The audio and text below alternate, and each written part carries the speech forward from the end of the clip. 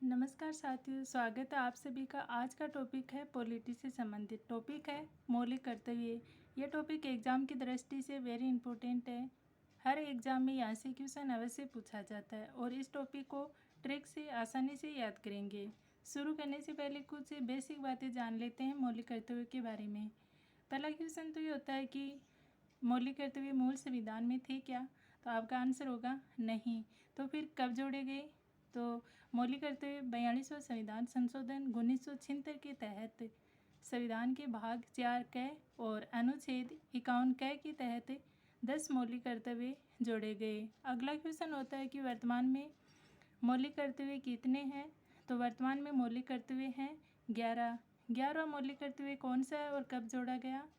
86वां संविधान संशोधन 2002 के तहत 6 से 14 वर्ष तक के बच्चों को निःशुल्क व अनिवार्य शिक्षा का प्रावधान किया गया।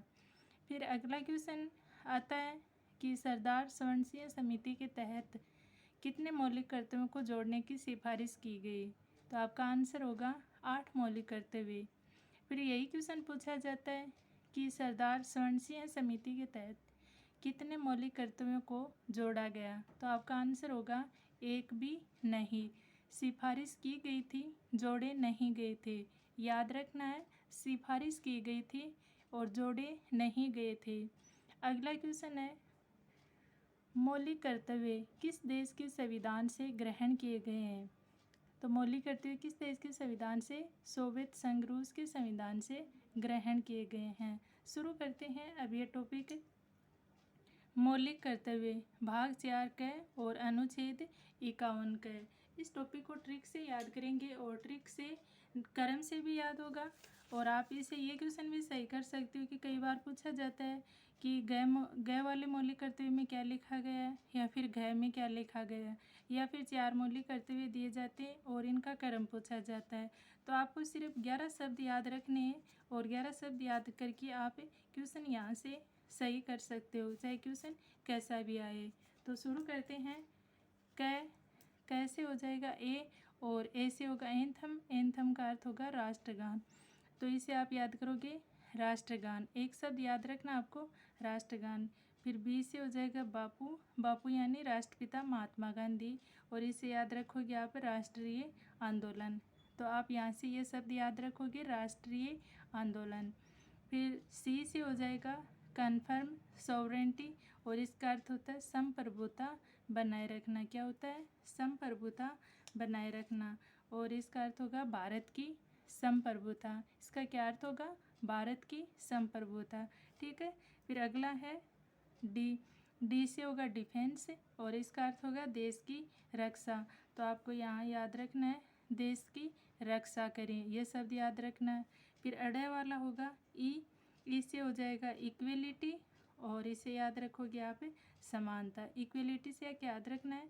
समानता। फिर हो जाएगा इसका अर्थ अड़े वाला समरसता या समान भ्रातृत्व है। समरसता या समान भ्रातृत्व है। फिर एफ से हो जाएगा फैंसी कल्चर। एफ से क्या हो जाएगा?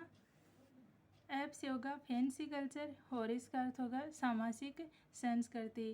फैंसी कल्चर यानी सामाजिक संस्कृति। तो इसे आप याद रखोगे सामाजिक संस्कृति। क्या याद रखना आपको? सामाजिक संस्कृति। फिर अगला है जी से होगा ग्रीन और ग्रीन का अर्थ होता है पर्यावरण। ग्रीन का क्या अर्थ होता है? पर्यावरण और इससे आप याद रखोगे प्राकृतिक पर्यावरण। इसे आप प्राकृतिक पर्यावरण ये शब्द याद रखोगे। फिर अगला है एच और एच से हो जाएगा, एच से क्या होगा? ह्यूमनिज्म और इसका अर्थ होता है मानवतावाद। एच से क्या हो जाएगा? ह्यूमनिज्म और इसका अर्थ होगा मानवतावाद। तो इसे आप याद रखोगे वैज्ञानिक दृष्टिकोण, मानववाद और ज्ञानार्जन। तो आपको ये शब्द याद रखना है। इसमें क्या याद रखना है? मानववाद। फिर अगला है आई से हो जाएगा इंडिया प्रॉपर्टी। आई से क्या हो जाएगा? India property. आई से हो जाएगा इंडिया प्रॉपर्टी और इसे आप याद रखोगे इंडिया प्रॉपर्टी का अर्थ होता है सार्वजनिक संपत्ति। इंडिया प्रॉपर्टी का अर्थ होता है सार्वजनिक संपत्ति, तो आप यहाँ से ये शब्द याद रखोगे, सार्वजनिक संपत्ति। फिर अगला है जे से हो जाएगा जॉइंट इक्विलिटी, और इसका अर्थ होगा सामूहिक गतिविधियाँ। जॉइंट इक्विलिटी का क्या अर्थ होगा? सामूहिक गतिविधियाँ। तो इसे आप याद रखोगे, व्यक्तिगत और सामूहिक गतिविधियाँ, व्यक्तिगत और सामूहिक गतिविधियाँ। फिर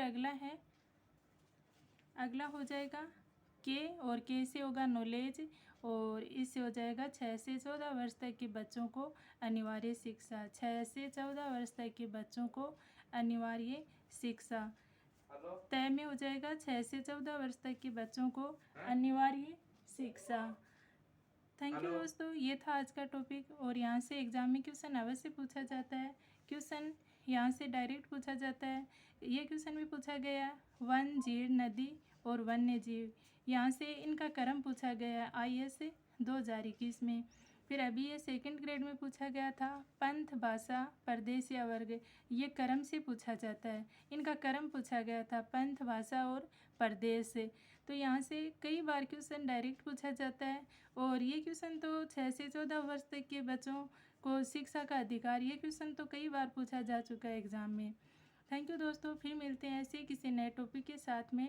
तब तक के लिए धन्यवाद, और अपने दोस्तों के साथ ज़्यादा से ज़्यादा शेयर कीजिएगा।